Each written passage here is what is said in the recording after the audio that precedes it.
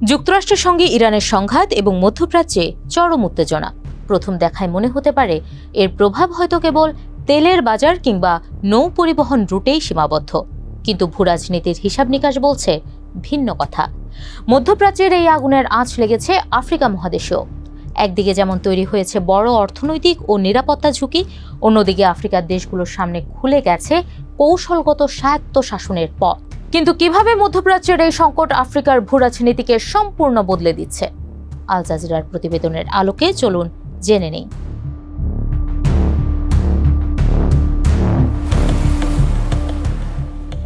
দীর্ঘদিন ধরেই আফ্রিকা মহাদেশের বিভিন্ন অংশে রাজনৈতিক ও নিরাপত্তা সহযোগিতা বাড়িয়ে আসছিল ইরান, কিন্তু যুক্তরাষ্ট্রের সঙ্গে চলমান সংঘাতের কারণে তেহরানের ওপর অর্থনৈতিক চাপ বাড়ছে। দীর্ঘস্থায়ী এই লড়াইয়ের ফলে আফ্রিকার অংশীদারদের পেছনে অর্থায়ন করা তেহরানের জন্য এখন বেশ কঠিন হয়ে পড়েছে।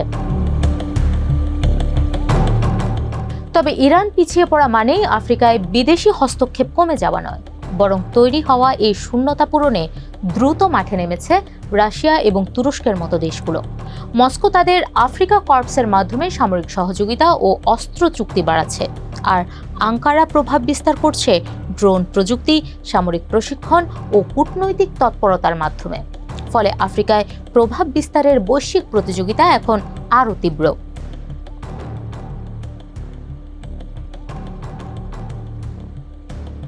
এই ভূরাজনৈতিক পরিবর্তনের সবচেয়ে বড় উদাহরণ এখন সুদান। দেশটি আঞ্চলিক শক্তিগুলোর প্রতিযোগিতার কেন্দ্রবিন্দুতে পরিণত হয়েছে। পর্যবেক্ষকরা দেশটির গৃহযুদ্ধকে বহিরাগত জোট এবং লোহিত সাগরের আধিপত্যের লড়াইয়ের অংশ হিসেবে দেখছেন।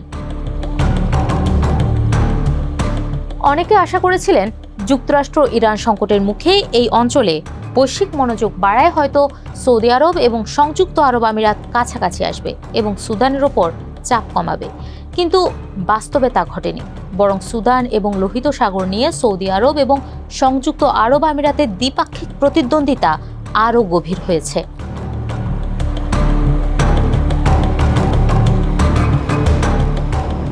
আফ্রিকার জন্য আরেকটি বড় ধাক্কা এসেছে জ্বালানি খাতে। হরমুজ প্রণালী এবং লোহিত সাগরে বাণিজ্যিক জাহাজে হামলার কারণে পরিবহন খরচ আকাশচুম্বী হয়েছে, ব্যাহত হচ্ছে সার ও নিত্য প্রয়োজনীয় পণ্যের সরবরাহ।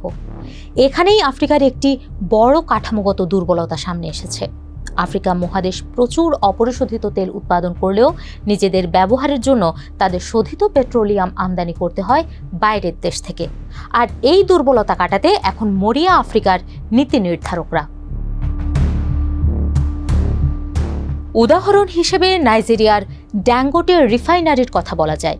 দৈনিক 6.5 লাখ ব্যারেল তেল শোধনের ক্ষমতা সম্পন্ন এই মেগা প্ল্যান্টটি ইতোমধ্যেই নাইজেরিয়ার আমদানি নির্ভরতা কমাতে শুরু করেছে। একইভাবে পূর্ব আফ্রিকাতেও এখন আঞ্চলিক অংশীদারদের নিয়ে নতুন শোধনাগার প্রকল্প চালুর আলোচনা গতি পেয়েছে, যা ভারত মহাসাগরের উপকূলবর্তী দেশগুলোর জ্বালানি নিরাপত্তা নিশ্চিত করতে পারে।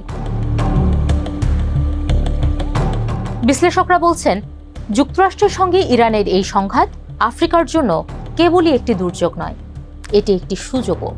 জ্বালানি, বিনিয়োগ আর নিরাপত্তার জন্য বাইরের শক্তির ওপর অতিরিক্ত নির্ভরতা কমিয়ে আফ্রিকার দেশগুলো এখন African continental free trade area বা AFCFTA এর মাধ্যমে অভ্যন্তরীণ বাণিজ্য ও অর্থনৈতিক একত্রীকরণ জোরদার করছে। তবে মূল চ্যালেঞ্জটা হলো সাময়িক এই সংকট কেটে যাওয়ার পরও আফ্রিকার সরকারগুলো এই দীর্ঘমেয়াদী সংস্কারের গতি বজায় রাখতে পারবে কিনা।